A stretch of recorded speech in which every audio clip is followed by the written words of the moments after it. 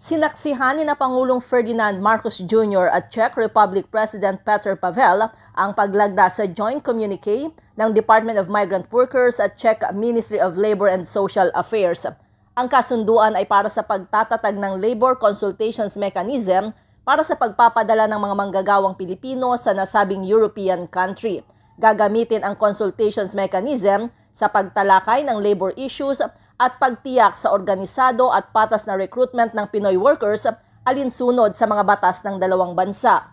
Nagpasalamat si Pangulong Marcos sa desisyon ng Czech Republic na taasan ang kota para sa mga manggagawang Pilipino na papasok sa kanilang bansa simula sa Mayo. Mula kasi sa 5,500 nitong Enero ay gagawin ng 10,300 ang taunang kota. Sa kasalukuyan, nasa higit 7,000 ang mga Pilipinong nagtatrabaho sa Czech Republic. Para sa MBC TV Network News, ito si Let Narciso. Sama-sama tayo, Pilipino.